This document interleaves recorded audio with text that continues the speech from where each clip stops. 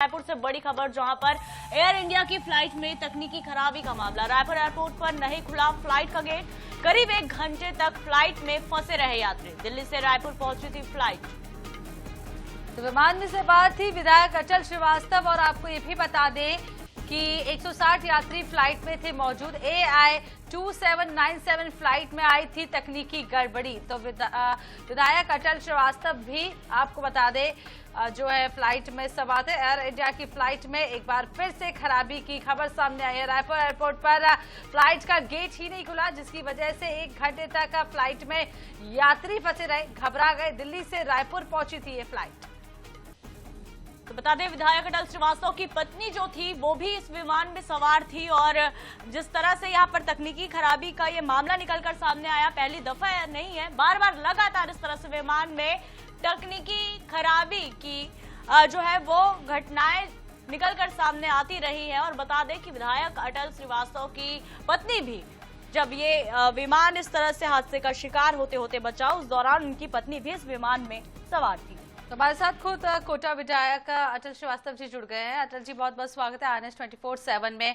और एक और विमान गड़बड़ी की खबर सामने आई, जहां आपकी धर्मपत्नी उसमें मौजूद थी। क्या कुछ डिटेल, फिलहाल वो सुरक्षित है, क्या कुछ जानकारी आप हमें बता पाएंगे कि किस तरीके से हादसा हुआ था? देखिए, पहले तो देहरादून से दिल्ली जब फ्लाइट पहुंची थी और दूसरी फ्लाइट शिफ्ट करनी थी, तब एयर इंडिया ने गलत इन्फॉर्मेशन दी कि हम सेम फ्लाइट को रायपुर ले जाएंगे। और दिल्ली पहुंचने के बाद उन्होंने फ्लाइट चेंज करने के लिए कहा। जब फ्लाइट पे बैठ गए तो ऑलरेडी फ्लाइट 2-2.5 घंटे डिले थी। वहां से फ्लाइट निकल के जब रायपुर पहुंचती है, लैंड होने के बाद बोले 55-10 मिनट में खुलेगा, फिर उसके बाद से 20 मिनट हो गया। फिर लगातार जब वहां के पैसेंजर्स में लगातार आपत्ति की कैपिटल गेट क्यों नहीं खुल रहा है, लगभग 1 घंटे बाद गेट खुला। अंदर थोड़ी सी घबराहट भी लोगों को हुई कि आखिर ऐसा क्या रीजन हो गया कि गेट नहीं खुल रहा है। और वो बार बार ये कह रहे थे कि कुछ तकनीकी कारण है, कुछ तकनीकी कारण है। बाहर भी लोग इंतजार कर रहे थे कि फ्लाइट को आए इतने समय हो गए पर गेट क्यों नहीं खुल रहा है। तो मुझे समझ में नहीं आ रहा है कि ऐसे क्यों। लगातार ये देखा जा रहा है कि पैसेंजर्स के साथ फ्लाइट डिले होती है तो कोऑपरेट नहीं कर रही जितनी भी एजेंसियां हैं, चाहे वो इंडिगो हो या एयर इंडिया हो। पैसेंजर्स के साथ कोऑपरेट कहीं से नहीं करती। एक प्रॉपर गाइडेंस की भी कमी देखी गई है कि आपको क्या करना है, आपको कहाँ जाना है, आपको कैसे टिकट मिलेगी। और इस तरीके के मैं बाहर में इंफॉर्मेशन देनी थी कि तकनीकी कारण है। बाहर के लोग अलग बता रहे थे कि क्या कारण हो गया कि 1 घंटे से फ्लाइट नहीं खुल रही है।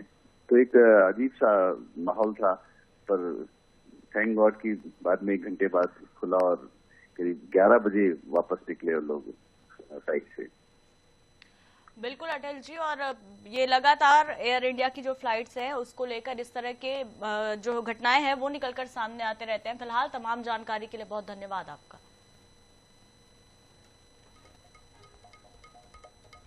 तो एयर इंडिया के विमान में तकनीकी खराबी और तिरुवनंतपुरम से दिल्ली ये फ्लाइट आ रही थी। आपको ये भी बता दें, विमान है कि चेन्नई में इमरजेंसी लैंडिंग कराई गई। सांसदों समेत 100 यात्री इसमें सवार थे।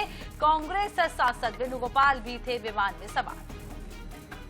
तो बता दें कि एमपीस को लेकर आ रहा विमान, एयर इंडिया का विमान जो है वो 2 घंटे तक हवा में चक्कर लगाता रहा।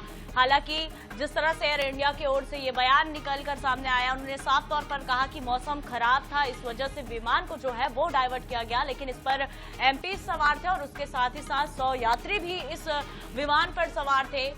इस पूरे मामले को लेकर केसी वेणुगोपाल ने सोशल मीडिया प्लेटफॉर्म एक्स पर पोस्ट किया और साफ तौर पर उन्होंने लिखा कि जिस तरह से हम विमान को लैंडिंग कराने के लिए जब नीचे उतारा गया तो पहले से ही रनवे पर एक विमान मौजूद था। हालांकि इन तमाम बातों को लेकर एयर इंडिया ने खारिज किया। उन्होंने कहा कि ऐसा कुछ भी नहीं है, सिग्नल नहीं मिल रहा था, इसकी वजह से यहाँ पर हुआ। लेकिन लगातार एयर इंडिया की फ्लाइट्स में इस तरह की तकनीकी खामियां देखने को मिल रही है। कई यात्रियां आए दिन इन विमानों में सवार होकर जो है वो सफर करते हैं, उसके बावजूद उनकी जान को इस तरह से खतरे में डालकर लगातार ये खतरनाक सफर जो है, उड़ान जो है वो भरी जा रही है।